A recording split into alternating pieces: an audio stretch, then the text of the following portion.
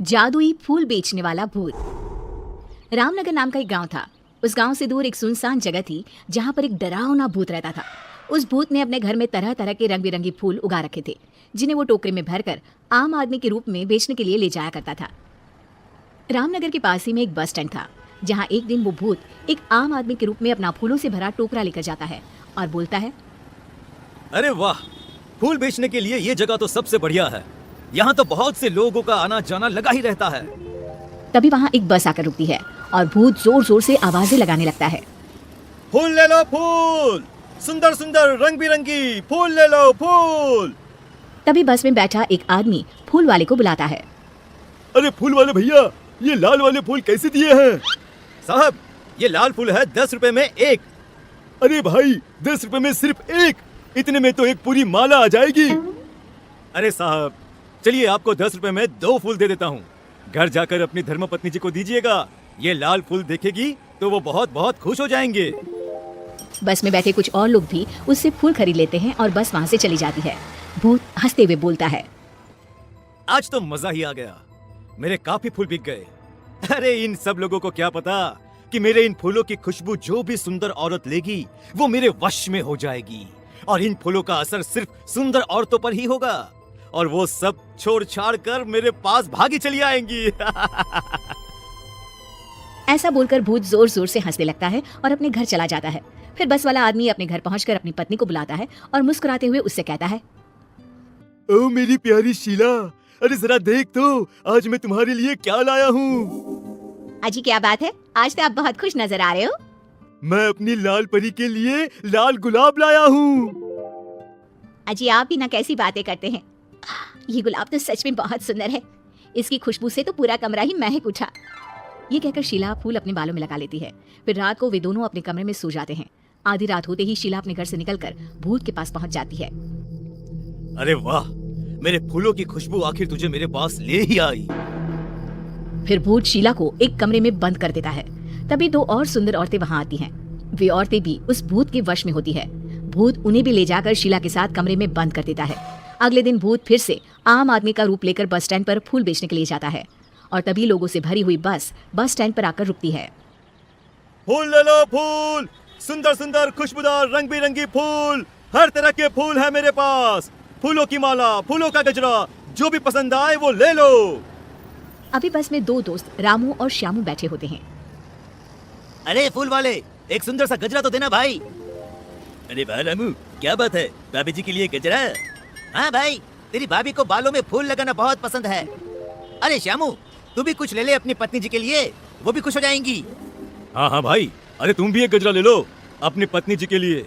वैसे भी सुंदर औरतें बालों में फूल लगाकर और भी सुंदर लगती हैं।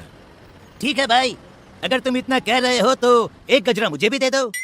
उसके बाद वे दोनों गजरा लेकर वहाँ से चले जाते हैं और घर जाकर अपनी अपनी पत्नियों को गजरा दे देते हैं। श्यामू अपनी पत्नी लीला से कहता है, सही कहा था उस फूल वाले ने, सुंदर औरतें बालों में फूल लगाकर और भी सुंदर दिखती हैं। जी आप भी ना कैसी बातें करते हैं। चलिए अब सो जाइए, काफी रात हो गई है। फिर वे दोनों सो जाते हैं। आधी रात होते ही लीला उठती है और अपने कमरे से निकलकर भूत के पास चल पड़ती है।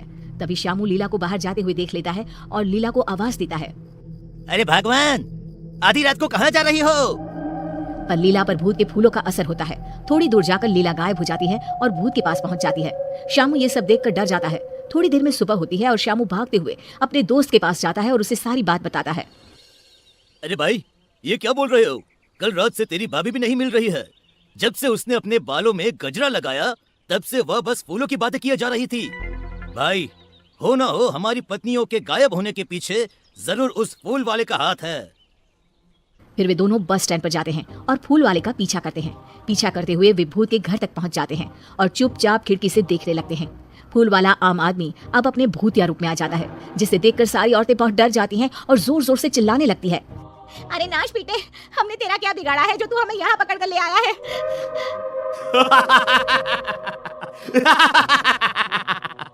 तुम सुंदर औरतों के खून से ही तो मेरे इन सुंदर सुंदर फूलों को शक्ति मिलती है। जितनी ज्यादा फूलों को शक्ति मिलेगी मैं उतना ही ताकतवर बनूंगा, और फिर पूरे गांव पर सिर्फ मेरा ही राज होगा। आज आधी रात को ही मैं एक एक करके तुम सारी सुंदरियों का खून अपने फूलों में डालूंगा। रामू और श्यामू ये सब खिड़की से देख और सुन रहे होते हैं। तभी रामू बोलता है, अरे भाई श्यामू, यह फूल बेचने वाला तो भूत निकला। अब हमें इन सभी औरतों को भूत के चुंगल से निकालने के लिए कुछ न कुछ करना ही होगा। हाँ भाई, हमारी पत्नी भी तो हमारे लिए कितना कुछ करती है। आज हमारी बारी है इनके लिए कुछ करने की। ये कहकर दोनों गांव चले जाते हैं और गांव के सरपंच को सारी बात बताते हैं।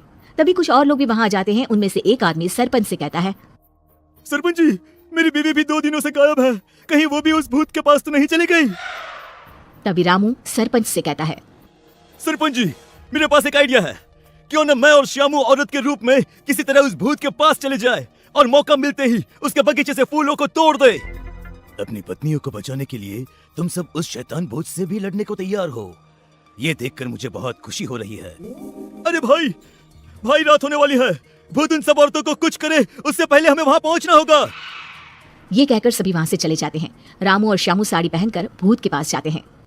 अरे वाह, आज तो मजा ही आ गया। तुम दोनों कितनी सुंदर हो कि सबसे पहले मैं तुम दोनों का ही खून अपने फूलों में डालूंगा। भूत ये कहकर जोर जोर से हंसने लगता है। अरे मर गया रे नास पिटा, अरे सबसे पहले हमें ही मार डालेगा।